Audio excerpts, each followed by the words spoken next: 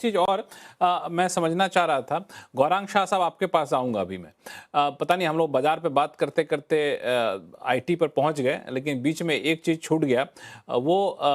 Trade deal के बाद वाली बात कि ट्रेड डील के पास डिटेल आएगी आगे चल करके। लेकिन 2-3 चीज़ें तो साफ़ है कि जो सेक्टर ट्रेड डील की वजह से अचानक से धाराशायी हो गया था, चाहे इलेक्ट्रॉनिक्स मैन्युफैक्चरिंग का सेक्टर हो, चाहे टेक्सटाइल एक्सपोर्टर्स के सेक्टर हो, बाकी एक्सपोर्ट जो यूएस में सबसे ज़्यादा होते हैं, सब इलेक्ट्रॉनिक्स होते हैं, टेक्सटाइल होते हैं, जेम्स एंड ज्वेलरी होते हैं।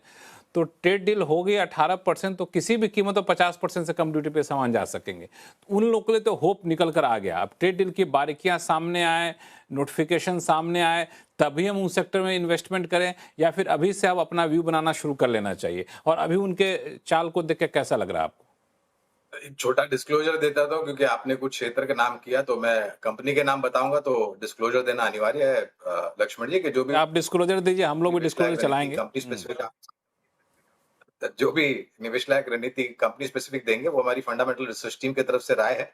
इसमें हमारी कंपनी जियोजीज अथवा मेरा किसी भी प्रकार का व्यक्तिगत निवेश नहीं है, ना ही किसी प्रकार का वित्तीय लाभ मिलता है, ना ही किसी प्रकार का कॉन्फ्लिक्ट ऑफ इंटरेस्ट। लेकिन इसी स्तर पर राय हम हमारे क्लाइंट्स को देते हैं, संभवतः पूर्वक उनका निवेश हो सकता है। एक क्षेत्र मेरे ख्याल से आप जिक्र करना भूल गए, वो है एक्वा कल्चर या एक्वा मरीन कल्चर, जहाँ पर हाँ हाँ, हमारी बिल्कुल। सूची में खरीदारी की सूची में एपेक्स फ्रोजन फूड और अवंती फीड्स जैसी कंपनियां हैं। और ये दोनों ही कंपनियां जब से वो घोषणा हुई है मेरे ख्याल से 10-10, 15-15, 20-20% ऊपर चले गए हैं। कभी एक दिन में बीच में सर्किट भी लगा था। उसी रूप में अगर आप देखते जाए तो टेक्सटाइल रिलेटेड कंपनियां वहां में भी आपने ऊपर के तरफ के दायरे देखे। कुछ मैं ये मानता हूँ लक्ष्मण जी, मैं सिर्फ अमेरिका के साथ ट्रेड डील की जो अभी डिटेल्स है वो जानकारी नहीं है, लेकिन अमेरिका और यूरोप के साथ जो भारत की ट्रेड डील हुई है दोनों के साथ, उसको लेकर के ऑटो और ऑटो कंपोनेंट्स की जो कंपनियां हैं, मेरे ख्याल से उनको बहुत बड़ा फायदा होगा। और स्थानीय मार्केट में भी अगर आप देखने जाए तो भारत सरकार ये प्रयास कर रही है कि भारत एक केंद्र बिंदु बन जाए, जहां पर आउटसोर्सिंग हो जाए। और आज पर अभी तक ये परिस्थिति थी कि India used to import from rest of the world. आगे जाकर के ये परिस्थिति होगी that India will export to the rest of the world. तो ऑटो कंपोनेंट जैसी कंपनियां हैं, टेक्सटाइल्स है, जेम्स एंड ज्वेलरी है, आपने इलेक्ट्रॉनिक्स और सेमीकंडक्टर्स, पीसीबीज की बात की है, चिप्स की बात की है, तो वहां पर सीजी पावर जैसी कंपनियां हैं, पीजी इलेक्ट्रोप्लास्ट जैसी कंपनियां हैं, जहां पर खरीदारी की राय। बहुत सारे भिन्न विभिन्न क्षेत्र है जहां पर थोड़ा बहुत स्पष्टीकरण आए। अब और थोड़ा स्पष्टीकरण आ जाए ताकि मेरे ख्याल से जो निवेशक है उनकी जो उलझन है वो सुलझ जाए और मेरे ख्याल से हम निर्णायक तरीके से एक रणनीति बना सकें। हुँ। तो ये एक सेक्टर है जहाँ पे पोटेंशियल है आगे बढ़ने को लेकर के। इसमें कुछ आप जोड़ेंगे मयूरेश जी? नहीं लक्ष्मण जी, आई थिंक ये ऑब्वियस बेनिफिशियरीज है, जैसे गौरांग जी ने कहा। I think they were beaten down purely for the fact कि ट्रेड डील जब तक हो नहीं रही थी, एक बहुत बड़ा ओवरहैंग हो गया था। And whatever we are reading from reports is कि काफी कुछ इनका जो एक सोर्सिंग था ये अन्य देशों से हो रहा था, जिसके लिए लीड टाइम्स काफी बढ़ रहे थे, कुछ कुछ ऑर्डर्स रिजेक्ट हो रहे थे। हवेवर आई थिंक दूसरे या तीसरे तिमाही तक अगर आप टेक्सटाइल कंपनीज या मरीन श्रिम्स कंपनीज की भी बात करें, वहां पे नंबर इतने बुरे नहीं है। मरीन श्रिम्स की जैसे गौरांग जी ने बात की, आई थिंक ऑस्ट्रेलिया के साथ इतने सालों तक हमारी एक अरेंजमेंट नहीं थी, and suddenly I think arrangement has come in for shrimp feeds Australia से भी। EU and this is out of the way. तो कहीं ना कहीं एक बात समझनी होगी कि ये सारी चीजें को फाइनलाइज करते करते ये कैलेंडर ईयर खत्म हो जाएगा।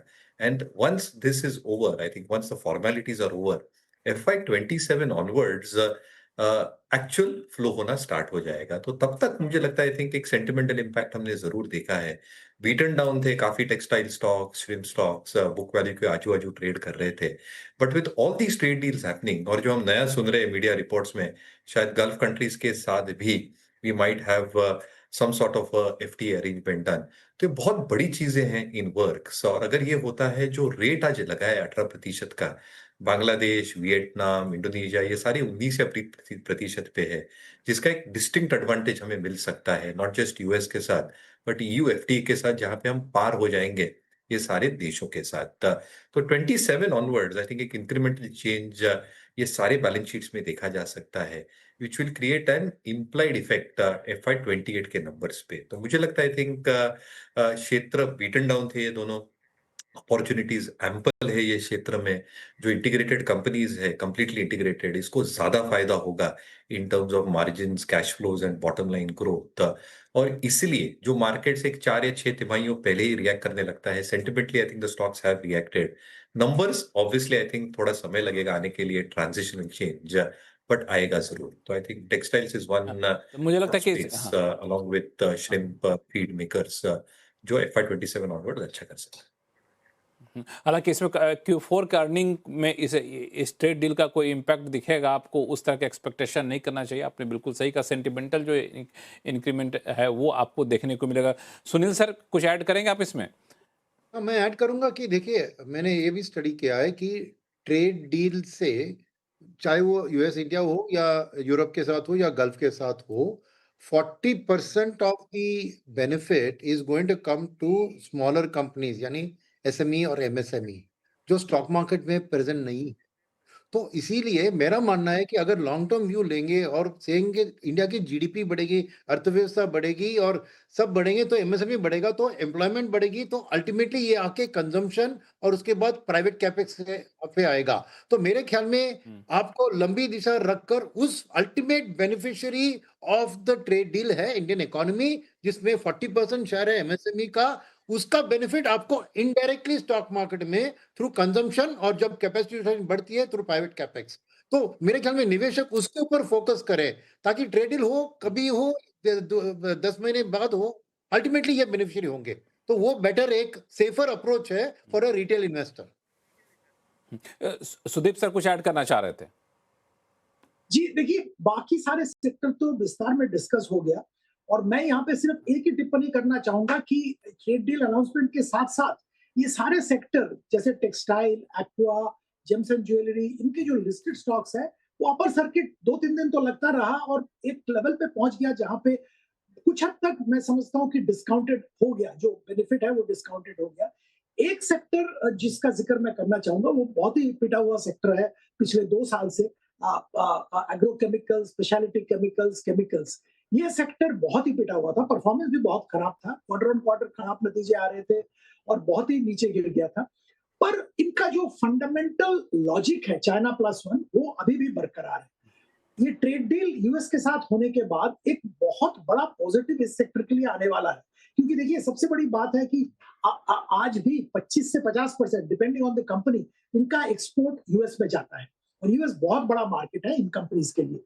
तो 18% जब ड्यूटी हो गया, तब इनका वायबिलिटी वापस आ गया, परफॉर्मेंस वापस दिखने लगेगा, मार्जिन वापस रिस्टोर हो जाएगा। तो इन सेक्टर पे फोकस करना चाहिए, और मैं समझता हूँ कि यहाँ पे वैल्यूएशन भी इतना ज्यादा नहीं बढ़ा, तो निवेशक के लिए ये सेक्टर में ध्यान देना बहुत जरूरी है, मुझे लगता है, ट्रेड डील का फायदा लेने के लिए।